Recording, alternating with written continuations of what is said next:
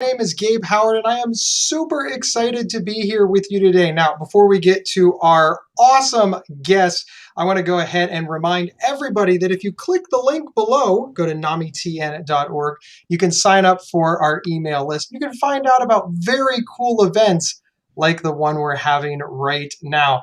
It's an awesome email newsletter, and I swear I'm not overselling it. Just head over to namitn.org and we'll go from there. All right, I am going to bring on both of our guests now. We have Dr. David Charles and Kathleen A Shea. All right, I'm going to pop them right in. Now, hello everybody, welcome. Hello. Kathleen, in the spirit of ladies Hello. first, would you please introduce yourself? Sure. Let me see. Okay, it looks like we're set up. Hi, everyone. I'm Kathleen Shea. I'm the founder and president of the National Organization for Tardive Dyskinesia. I started this organization in October 2019. That's when we became a 501c3 nonprofit charity. I started it in a response to reading on Facebook about like how people are so debilitated by TD, and mine is mostly only involves orofacial, but I was really surprised there was no organization, and also I was surprised that what people are going through that have like really severe TD, and I just felt like I needed to do this. Sorry, my earbuds keep falling out. Not a problem at all. Thank you so much, Kathleen. Dr. Charles, would you please introduce yourself? Certainly. So I'm David Charles. I'm a neurologist at Vanderbilt University in Nashville, Tennessee. My area is movement disorder. So tardive dyskinesia, Parkinson's disease, and related disorders are in my area of specialty. And thank you for the invitation to join you today. Forward to today's discussion. Thank you, Gabe. Also, I'm very excited to be here today. Oh, awesome! Well, thank you both so much for being here. We really like the panel. We've got somebody who lives with tardive dyskinesia. We've got a doctor, a medical expert on tardive dyskinesia. So we're hoping to have a nice, robust discussion surrounding both the medical from Dr. Charles and, of course, the lived experience from Kathleen A Shea. So thank you both so much. I'm going to throw the first question over to Dr. Charles, and that is, what exactly is tardive dyskinesia for a layperson who's never heard of it? Well, tardive dyskinesia is a movement disorder that can occur following treatment for conditions such as schizophrenia or bipolar disorder. It is associated with some medications. And for people who require those medications, they're often life-saving, very helpful medications. They're used by thousands, if not by millions of Americans. But it is possible for a mood disorder to develop as a consequence of using those medicines, a known side effect, if you will, of those medicines. And like all medicines, we don't have really any that are perfect. So for the person that develops tardive dyskinesia, what they notice is involuntary movements that can involve the mouth, the face, the neck, shoulders, arms, or the legs, or the trunk of the body. In some cases, they can be very mild, such that a friend or a colleague might not even notice them. But in some cases, they can be moderate, where others can readily notice them, as can the person that's experiencing them. And then in less common cases, they can be quite excessive and disruptive and socially limiting to people. And so this is a problem that really needs to have this elevated. Thank you so very, very much. Now, before we move on, how common is tardive dyskinesia? The fortunately, latest it's not. Oh, very sorry. Dr. Charles, Go ahead. Yeah. Please. I was going to say the most recent statistics I've been reading in the past few weeks are approximately 600,000 in the United States, and of course, throughout the world. Thank you so much. I apologize for hitting all the wrong buttons here. We have Ruth Ann who was able to join us. Apologies, we had a little trouble with the link, but Ruth Ann, are you here with us? I think she's trying to get in. Okay, because I just texted her to. So I think she's trying to get in.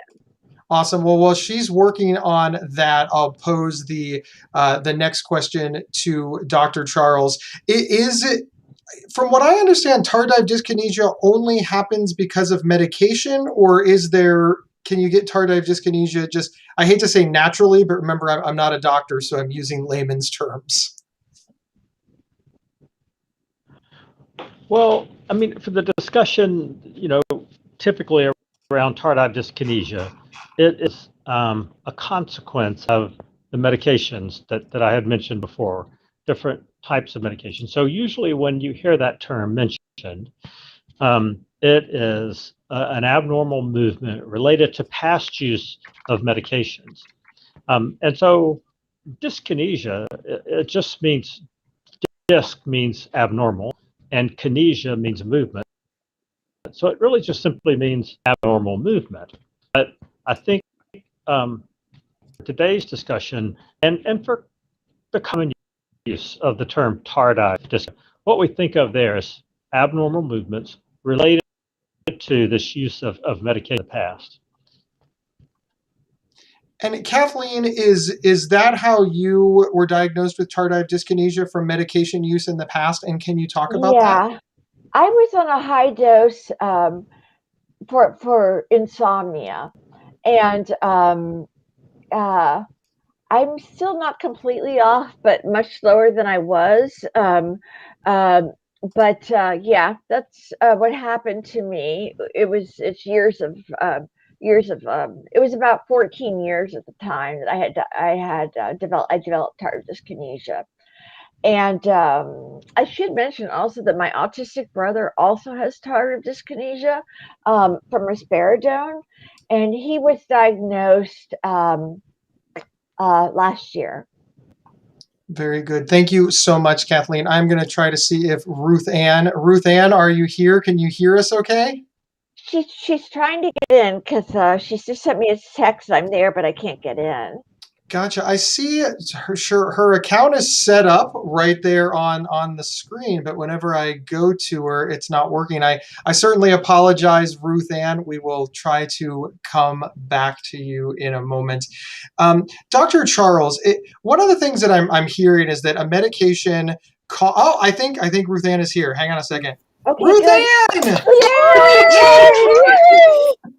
Oh my gosh, that was so stressful. I was like, my TD is going to go crazy just from the stress of trying to get on Zoom. But we're here. We made it. Awesome. Yay.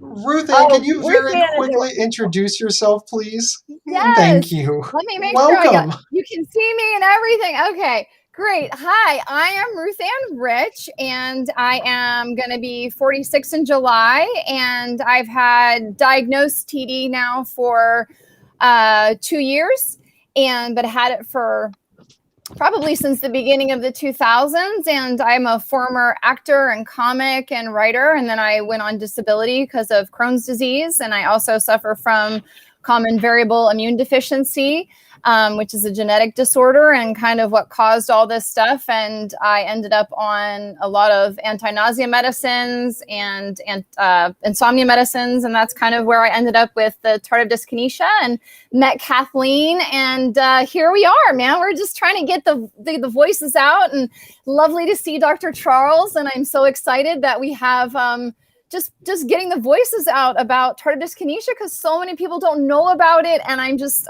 thrilled to be here. This is so much fun. This is awesome. Well, quarantine, who cares? Like, let's talk about mental illness. Let's do it. We're so happy to have you, Ruth Ann. Oh, yes, thank you so much, Ruth Ann, for being here. I want to ask Dr. Charles, one of the things, I hit the wrong button. Dr. Charles, one of the things that I'm hearing is that a medication causes tardive dyskinesia, and then there's a medication to treat tardive dyskinesia. And again, not a doctor. Can you sort of explain that to me? Because would the medications then be safe? How does that all work from a medical standpoint?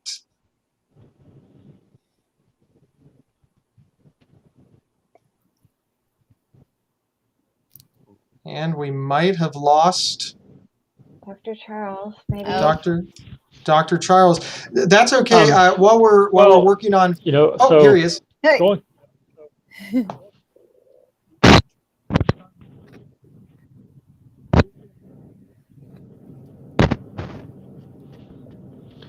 So, are you able to hear me now? Yep, can hear you great. Yep.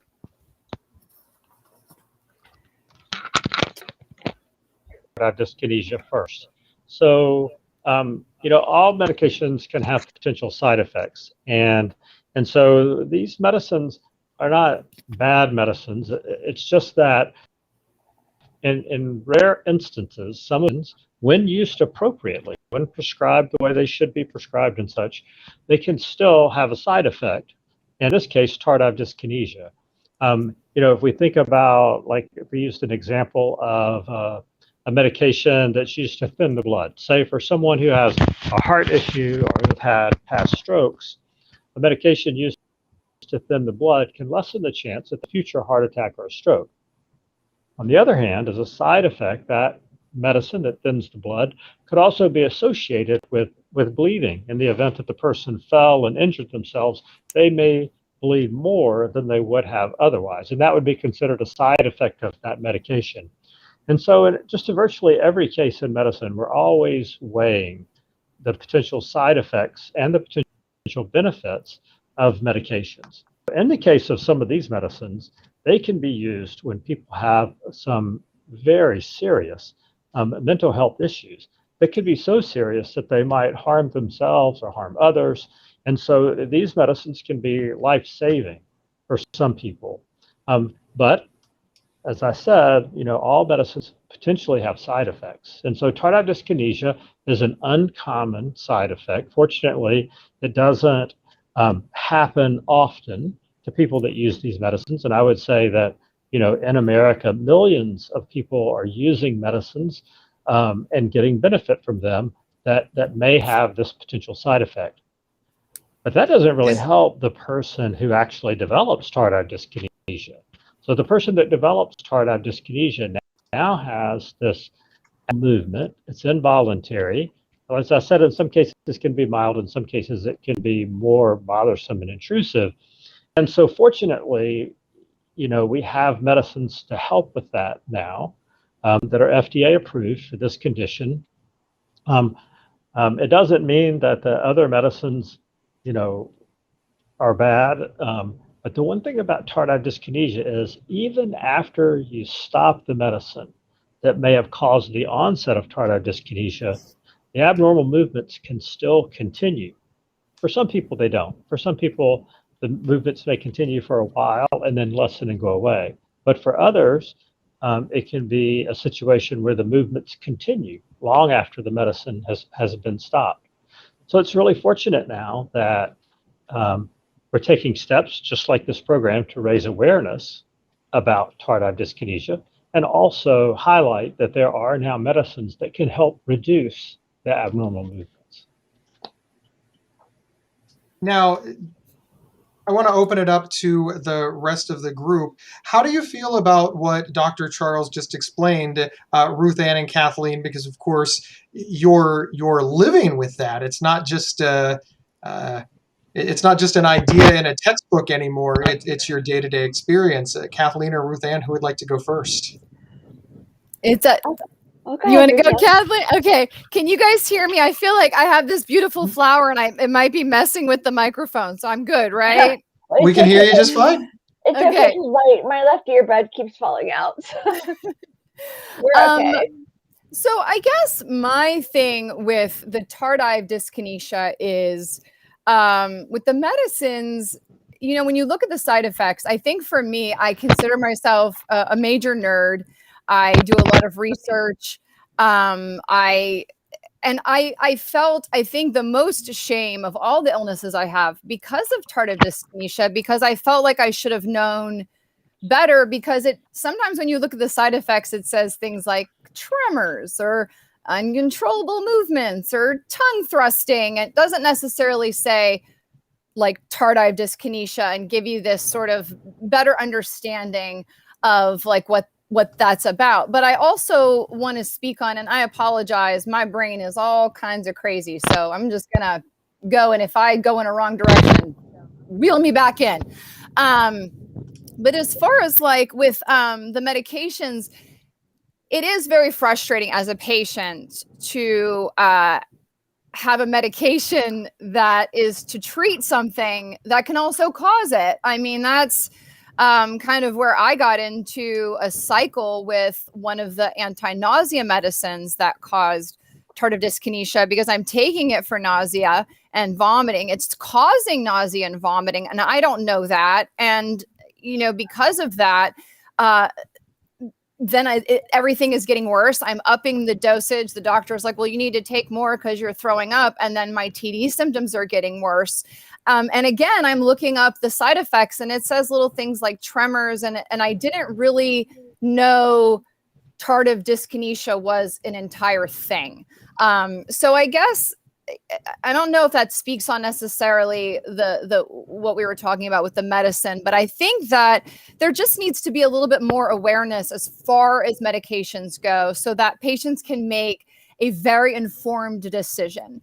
I understand we're trying every day to work with new medications and find new treatments and find new ways to help people that are suffering from these illnesses and suffering from these conditions. You know, we just need to also work on awareness to the actual patient when we give them the medication, so they know what they're dealing with, and they know that when they experience something that might be a movement or a tremor, that is a side effect, and maybe that's time to talk to their doctor and see if there is something else that they can try, or maybe a different medication, or, you know, maybe it's just a matter of reworking their medication regimen, or maybe getting off medicine for them is what they need to do, is just get off all of their medicine and see how that goes for them. I think it's frustrating as a patient that there aren't, you know, that there are those medicines that cause the side effect, because then how do you make an informed decision? That's a hard decision to make as a patient, you know, that you have to decide, okay, I'm going to take this. It could also make this worse. You know, that's a hard decision to make. And that's a hard decision, I think, not only for tardive dyskinesia. I think it's a hard decision for a lot of different medications. I don't know if that answered the question, but no, Ruth Ann, thank you absolutely so much. And I completely agree with you. No, education is key. And if you think that something is amiss, we don't even have to say wrong. Just if there's something about your medication or treatment that you're unhappy with, please speak to your doctor. Obviously, I know that I'm preaching to the choir a little bit here, but please do not stop your medication without talking to your doctor. But talk to your doctor, list all your side effects, ask for everything that you need. It's uber important. Thank you, Ruth Ann. Now, Kathleen, same question to you. What was that like? You were receiving treatment for one condition that obviously was causing you, it was not allowing you to live your best life. And then this other one pops up. Can you talk about that experience a little bit for you? And I hate to use the funny word, but how did it make you feel? Well, you know what? Okay, I was diagnosed by another doctor, not the doctor who prescribed the medicine for insomnia for me. And actually, my symptoms did not start until I tried to withdraw from Seroquel. And so that's when my symptoms started. And I met a new doctor, and the very first time I met him, you know, he said, "How long have you been that way?" And I said, "What do you mean?" You know, and he said, "You know, you have orofacial tardive dyskinesia." And I had known, like, vaguely the word tardive dyskinesia. It was something that like happened in the 50s with schizophrenic patients, and that's basically what I knew.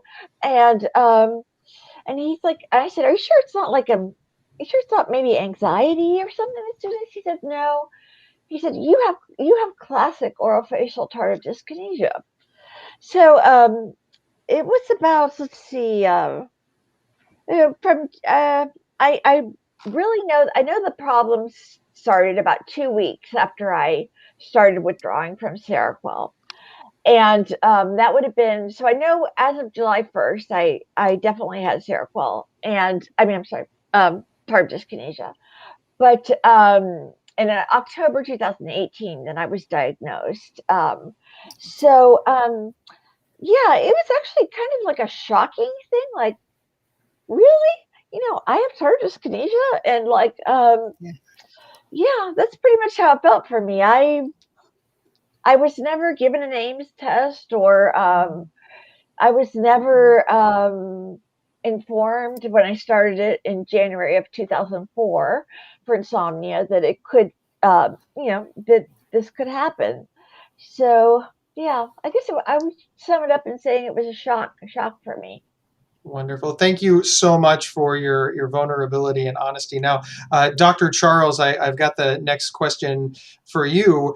Can tardive dyskinesia go away? Is there a cure or a treatment that effectively cures tardive dyskinesia? Well, the treatments we have now help the symptoms, and for some people, they help the symptoms greatly. As far as a cure goes, though, we don't have something, that we could give, for like a patient with an ear infection, where they might take an antibiotic, take 3 times a day for a 10-day course, and then that should completely clear up, the ear infection. We don't have a treatment, unfortunately, tardive dyskinesia that works that way. But the news is good for people with tardive dyskinesia. First, the good news is for many people, the symptoms are mild and not intrusive. For those more prominent symptoms, the news is good because over time their dyskinesia may lessen. It may improve some on its own. And the other bit of good news is we now have some treatments for tardive. So I think the news is good. And then finally, I would say that there continues to be very strong level of support for research into tardive dyskinesia. Even additional treatments are ways to prevent it from occurring or to help people that have it. Thank you so much, Dr. Charles. I really, really appreciate it. Now, I'm going to go back over to our patient panel. There's many questions coming from the audience, and it's hard to decide which one to ask. So the first thing I want to say is people, of course, are being very supportive. Thank you for bringing awareness to TD. Lots of people are in agreement with the doctor. Thank you so much for being here. Of course, people are saying hello to Kathleen. So we want to give a huge shout out to our audience. Thank you so much. Please keep those questions coming, and we will ask you as many as we can. Dr. Charles has a fan club. He said you're a wonderful clinician and an even better person. Cannot agree more. All right, let's jump to the questions. One of the questions is are psychiatric medications the only medication? So I assume this is for Dr. Charles. Are psychiatric medications the only medication? And Dr. Charles unfortunately just jumped away. The internet is wonderful until the internet decides not to be wonderful. Yep. So I will save that question for when he comes back. I can answer what you I want to take know. a shot at it? Is from your experience, are psychiatric medications the only medications that cause tardive dyskinesia? No, and I know Ruth Ann herself actually. Her tardive dyskinesia started. I'll let her tell you her story, but it started from a medicine that was not an antipsychotic or a psychiatric medicine. But there has been people have gotten tardive dyskinesia from so many medicines. Of course, the antipsychotics and certain anti-nausea medicines are the predominant medicines, but people have gotten it from everything from malaria drugs to gosh, there's so many drugs. There has been even actually cases of people getting it from hydroxyzine or Vistarol, long-term use, regular long-term use. Now, Kathleen, Dr. Charles has been able to bot back in. Thank you for pitch hitting with him. Dr. Charles, the specific question that we were answering is, are psychiatric drugs the only culprit for causing tardive dyskinesia, or is it prevalent in other medications as well? And thank you, Kathleen. Well, the good news is it's not prevalent, but there are medicines that we don't think of as being prescribed for a mental health condition. So I could give you an example. There are some medications that are used for stomach problems or to improve the motility of our intestinal system. We don't really think of those as being for a mental health problem. But those medicines, some of them, very can actually cause tardive dyskinesia. So I agree with what was said earlier. Just raising awareness about tardive dyskinesia really helpful, and so that people can be on the lookout for symptoms such that they can alert their physician and experiencing any of them. Wonderful. Thank you so much. Now, Ruth Ann, I want to ask you specifically, Yes. Were you aware that something was going on when the symptoms of tardive dyskinesia started? Were you able to follow the advice and go to the doctor and ask, or did it hit you like a ton of bricks and blindside you? I'll be really honest with you. So my story is just a little bit different because I kind of come from the medical side of it. I do have, mental issues, but mine was more medical. So I was diagnosed with Crohn's disease when I was 25. And so through most of my teens and my early adulthood, I was dealing with endometriosis and Crohn's disease. So a lot of symptoms that, nausea, vomiting, diarrhea, just like fatigue, just basic, that's TD is working. But basic symptoms of like Crohn's disease. And it got to the point I was down to like 96 pounds when I was diagnosed. It was bad. And I was given antiemetics, which are anti-nausea medicines. And the two that I were given were Phenergan and Compazine. And I believe that even Dr. Charles had mentioned like Reglan, which is another one that's usually used, I think, a lot of times, sometimes in like gastroparesis and for the GI tract, is also a causation med for TD. So for me, honestly, I noticed little things. I couldn't sit in my rocking chair, like with my cat would sit on my feet. I couldn't do that anymore. I had to rock. I had to constantly rock. I had to be chewing stuff. I bit my cheek all the time. I remember like looking in my journal or even on like Facebook, I'm like, do other people bite their cheek as much as I do? And all that that was like starting in like 2002, 2003, when I was doing the Phenergan and Compazine. And then I got Seroquel kind of thrown into the mix because I had insomnia from all of the pain from the Crohn's disease and everything that I was dealing with medically. I also developed PTSD from the medical issues and from childhood trauma, from medical stuff. So I had anxiety. So I was also kind of balancing both medical and mental issues with that. But then Seroquel came into my life, and that was really when things kind of amped up a little. And I got off of it for a brief time when I was trying to get pregnant and had my son. And then when I went back on it, I was seeing a new psychiatrist, and I had only ever been on like 75 milligrams. They had me up to 400 milligrams of Seroquel. And there was a moment I was sitting at the computer, and this was probably 2017.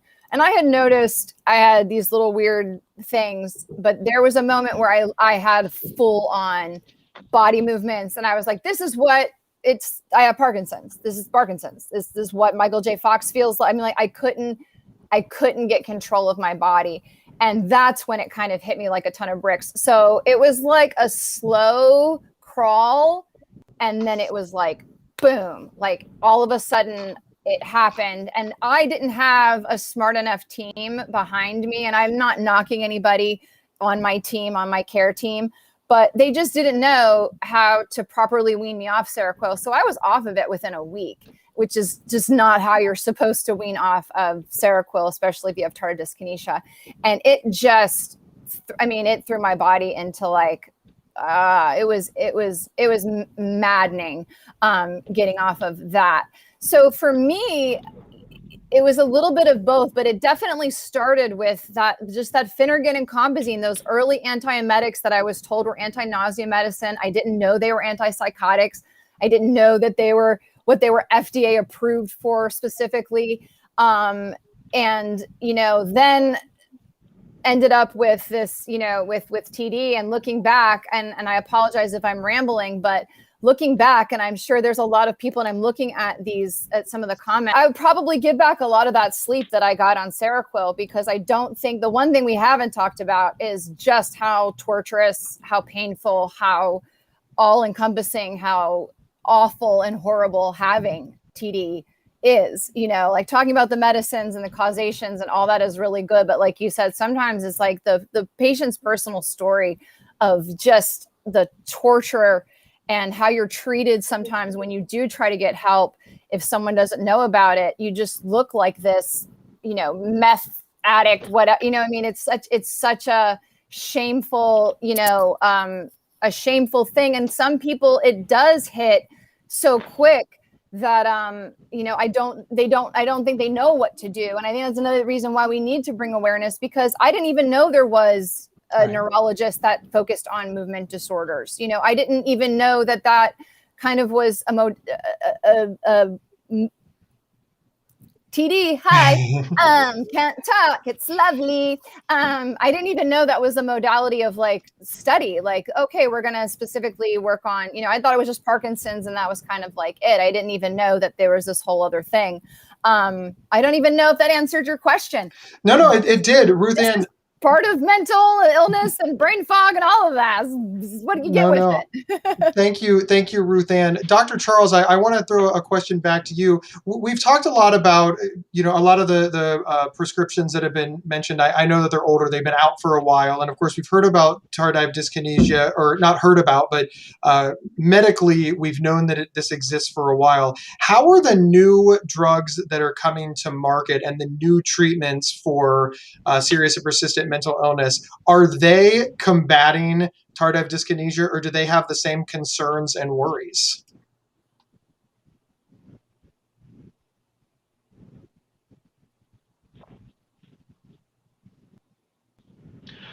Well, say that our medications that are FDA approved to treat tardive dyskinesia can be incredibly helpful to some people. And for some people, it's a treatment where we previously didn't have good treatments. That said, just like the medicines that are associated with tardive dyskinesia, the medicines that we use to treat tardive dyskinesia can also, in rare cases, they can also have side effects. So we have to be watchful of all the medicines we use. So I would say, again, the news is good, because we have now some treatments for tardive dyskinesia that are FDA approved. However, like all treatments, they're not perfect. They do help many people. Wonderful. Thank you so very much. Kathleen, I want to ask you, because you're the executive director of the Tardive Dyskinesia. The exact name of your organization, I want to make sure I get it right, is? I'm the founder and president of the National Organization for Tardive Dyskinesia. Wonderful. From your position, I'm sorry. I was going to say, the people that know us call us No TD and OTD. So that was kind of like, it's the perfect acronym for our name. I Okay. love it. From your position as the founder and president, do you see things getting better for people with tardive dyskinesia? Are the medications less likely to cause it? Are the treatments becoming more and more effective? Is education expanding? From your vantage point, what's the outlook like? Well, gosh, that's kind of several questions in one. So please forgive me. I'll answer what I'm thinking first. I think education is huge. And actually, this Friday through Monday, we are virtually exhibiting at the American Psychiatric Association. Um, and we last year we did American Neurology Association, neurological, and we always do. Most times this year we will be, and last year we did the International Parkinson and Movement Disorder Society. So yes, I mean I think there's education among physicians, but outside the movement disorder neurology and psychiatry, such as like dental dental. The American Dental Association is one we recently had a brochure created by some dentists at UT Houston that have published on tardive dyskinesia. So they wrote us something that is it will be soon downloadable from our website for a patient to give to their dentist, because my dentist and many others, unfortunately, don't know much about how to treat a tardive dyskinesia patient. So, yeah, in general, our aim is to educate the the uh, the patients, the caregivers, the public, physicians that are outside the specialty. Yes, yeah. So that's what I would speak to on that.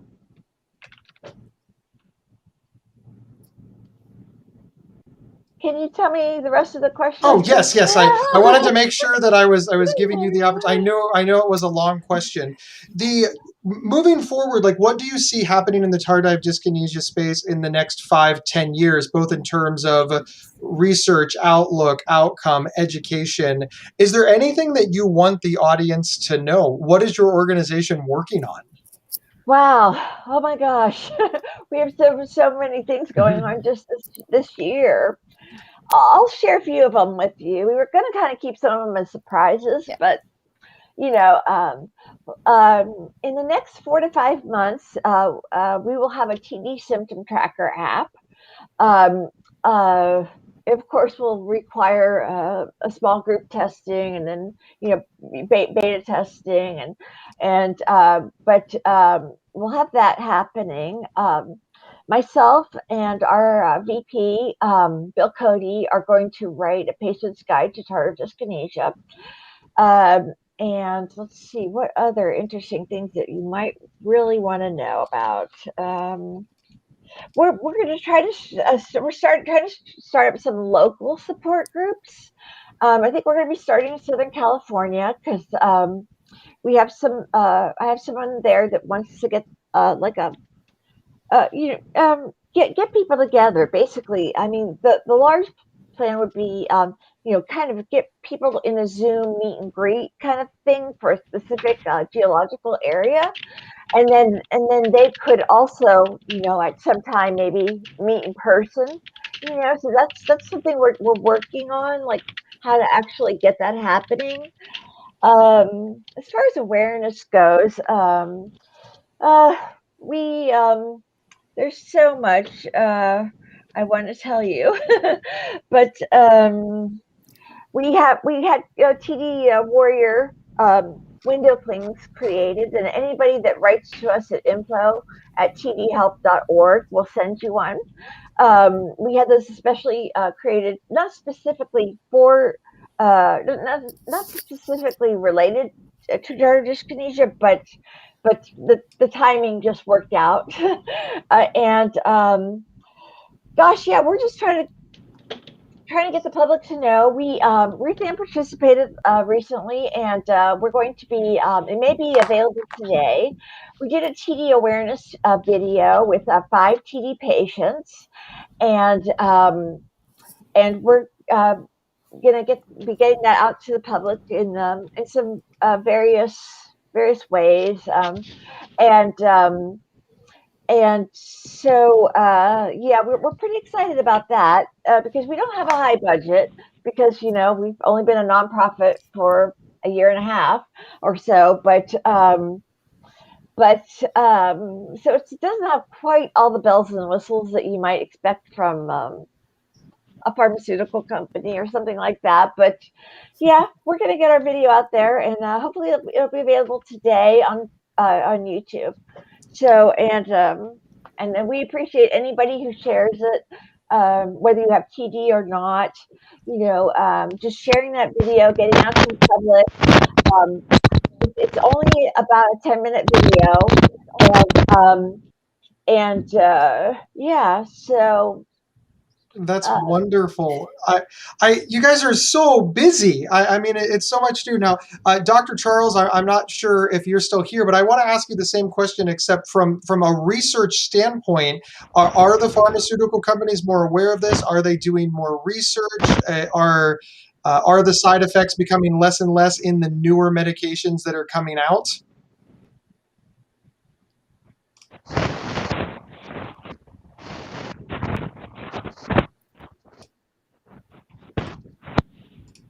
So, well, first, let me just say congratulations and to commend Kathleen on her. Oh, I think he dropped off. I'm sure that he'll be right back, but I'm positive I heard him say congratulations and he wants to commend the two of you.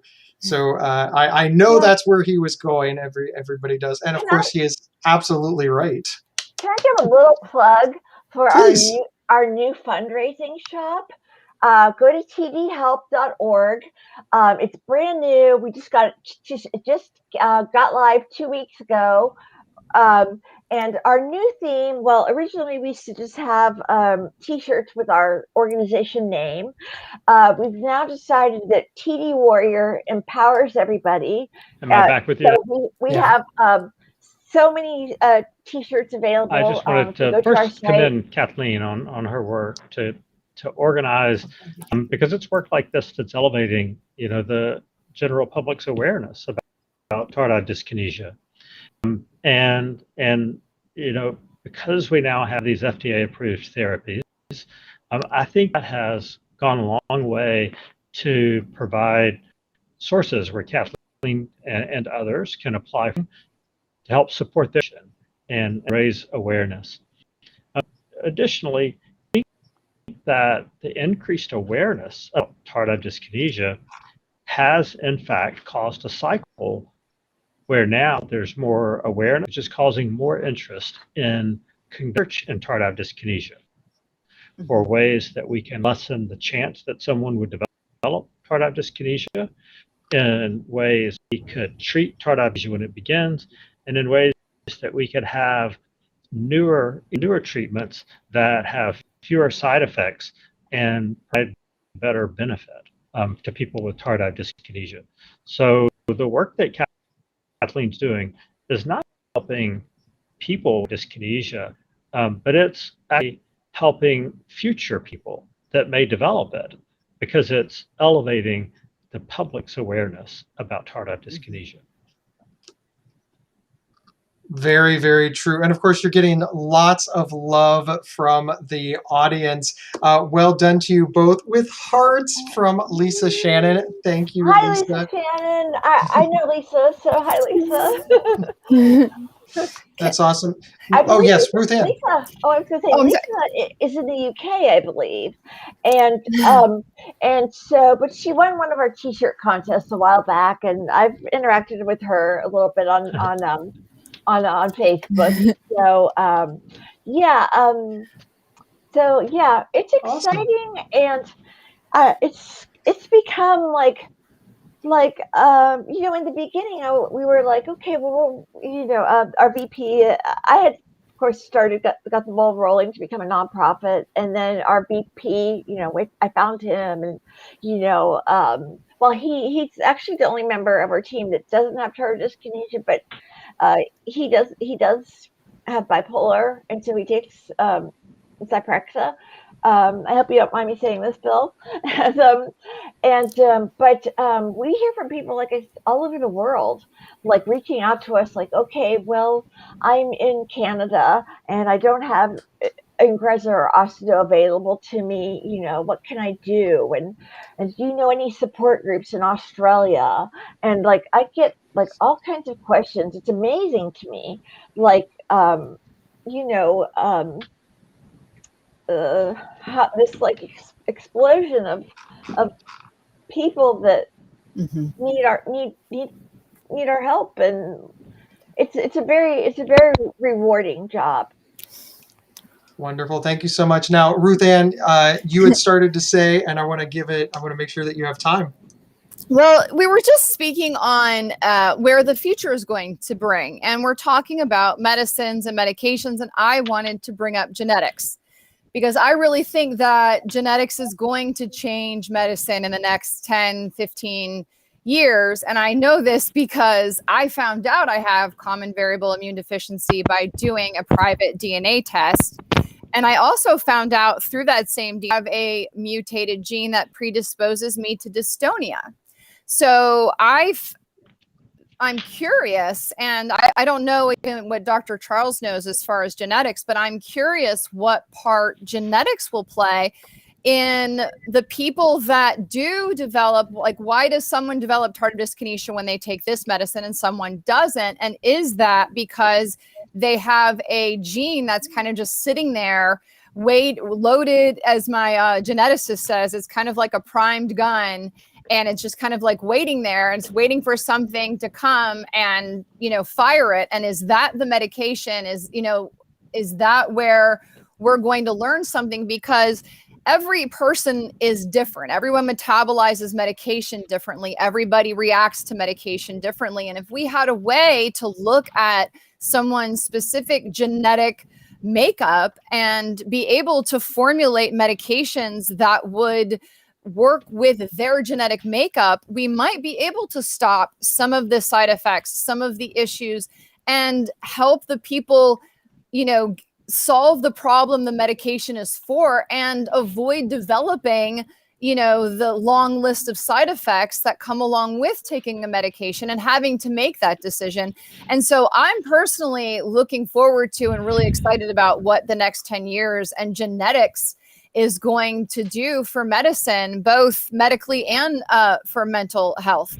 And I just wanted to say that because that's another thing I want patients to be aware of, not necessarily 23andMe and heritage and that kind of thing, but real, lab genetics, looking for, rare diseases and mutated genes. And I think that that's something that we have to kind of put a little awareness and a little love into as well, because I think we're finding out more about ourselves through our genes than we've ever known before. And it's fascinating and it's thrilling. And I just wanted to throw that in there because I think there's a lot of really good, on the horizon, not only with medicine, but being able to tailor that medicine specifically to the patient. We're not all Ford trucks, we're not all coming off of an assembly line. We're very, very different. And if we could tailor that to each person, instead of just kind of, this is the standard, what we give, maybe that would be a lifesaver for a lot of people, and I just wanted to throw that in there because I'm personally, for the future, I'm really excited about what genetics is going to bring. I really think that might change a lot of things. If it's okay, can I speak to what Ruth Ann just said? Please. I also really believe that genetics is going to make a big difference in TD treatments in the future too. To my knowledge, there's 8 genes that are play a part in tardive dyskinesia, and so with all that, yes, I'm like Ruth Ann. I'm very hopeful for the future. it's for my own personal self, because my autistic brother has TD also, and has received, has greatly improved on the medication he's on. I do wonder, like, we're full siblings and everything. I do wonder, like, what has worked for him hasn't, hasn't worked for me. But yeah, I think genetics are it's gonna really explode and make a big difference in the next 10 years for TD. Just my non-medical opinion. Me too. Thank you so much. I have a question to the whole. So just raise your hand and I'll call on somebody. Are prescribers, in your opinion, becoming more aware? Are doctors becoming more aware to educate patients and to move things forward? I will go with Ruth Ann. She was first. I'll be really honest with you. I don't think so. I really think that medicine has become so quick, and it's so fast, and there's just not enough time. And usually someone with tardive dyskinesia or someone with, that's on those medications probably has a little bit more of a complicated medical history than somebody who's just like, I have allergies or I have sinusitis. This is somebody who's probably had a lifetime of, this, and I've been on these medications. And so I'm going to be really honest with you. In my experience, and this is just where I'm from and what I've dealt with, no, I think that the medical community needs to step it up a bit. I do think that the patients are kind of getting a little. I don't want to step on any toes, but no, I understand. Patient, I do feel like, I had an appointment the other day and I literally had to stop the doctor because he was getting angry with me. And I just said, I'm an actor. Like, that's what I do. If you want, I didn't go to med school. That's your job. So I think there's this part of patient shaming that needs to stop. And it's okay if you're a doctor and you don't know. Like, it's okay to be a doctor and be like, I don't know what that is. I'm going to take some time and research that and look and get back to you on that, instead of being like making it the patient's fault. And I kind of feel like the doctors need a little bit more compassion, and I think they need a little bit more time. I think we just need to, like, I think a lot of patients are getting stuck in that, where they have 10 minutes with a doctor, you try to explain everything and then you're gone. And how can we really treat and really explain the diagnosis and what's going on? Because tardive dyskinesia is so many things, and we're almost done, and we haven't even scratched the surface of what TD is. But yeah, I'll be really honest with you, and I've not met Dr. Charles, and he seems so wonderful, but he does seem wonderful. He really does. I wish he was in Virginia. As a chronic patient for the last 30 years, I'll be honest with you, I think we need to work on that. I think doctors do need to kind of step it up just a little bit for the patients, a little bit more compassion, a little bit more grace, a little bit more understanding that, especially someone that's dealing with a neurological condition, we need time to process that. We need time to it's a big deal sometimes, and we just need some compassion. Yeah. I think. Did I answer the question? Absolutely. Ruth Ann and Kathleen as well. Thank you so much. I feel like we should Gabe. Unfortunately, Dr. Charles bopped away. Not for any other reason other than we're just having constant connection problems. When he pops back in, I will give him an opportunity to respond. But I completely understand what you're saying. It's difficult. I feel very strongly that there's two sides to every story, and I'm hoping that Dr. Charles gets back so that he can respond. But I want to say, just in case he doesn't, of course, in the age of managed care, I think you hit the nail on the head, Ruth Ann. You've got a complicated medical history. You're scared. Usually we go to the doctor because we're symptomatic. Like, we don't just go to hang out for no reason. And we've got those 10 minutes. Now, Dr. Charles is back, so I want to give Dr. Charles... Could I speak to something after that? Absolutely. We've got about 5 minutes. Okay. Dr. Charles, welcome back. I'm going to give you an opportunity to respond from the doctor's perspective on how things are going with what Ruth Ann just said. Well, I agree with so much of what Ruth Ann said. This entire effort is to raise awareness. But when we say raise awareness, it's not just among people who might have TD or live with someone with TD. It's about elevating awareness in the medical community, and that's physicians, nurse practitioners, and nurses as well. And I agree with Ruth Ann that we need to step up our game, and that we need more time. I think the way our healthcare system has moved to these rapid fire visits where each patient only gets a few minutes, that's not the best medicine. And so if you have a physician that seems to be forced into that situation, then it's okay to alert the physician that you don't feel like you have enough time, and it's okay to seek a second opinion or to seek your care from somewhere else if you feel you're being treated that way. I could not agree more. Thank you so much. We are almost out of time. So Kathleen, as promised, I want to give you an opportunity to have what will probably be the last word. Okay. Well, I thought of something else, but then I forgot it. But let me say one thing is I would like to also see doctors in general, like in the emergency room, other places, more educated about the reactions that once you develop TD, you may have sensitivities to certain things. Like I know a huge amount of people like myself. If I drink half a cup of coffee for 2 days in a row, I'll have a full body episode. I mean, and I know a lot of other people are maybe not quite as sensitive to me, but I would like doctors and patients to know that. I've reacted to so many things that you would never expect, but they're things you would expect, affect the central nervous system or the dopamine receptors. Like I was in the hospital for an ulcer in December, and they gave me the anti-nausea drug Zofran. Well, I spent 3 hours like. It looked like a seizure. It wasn't a seizure. I was aware, but it's. I just want patients, and their doctors to know that, like, sometimes we are going to react to things that we don't expect. I have another couple examples, but I know we don't have time. But we're going to react to things that you wouldn't think someone would react to, and we wouldn't have probably reacted to them before tardive dyskinesia. So I just.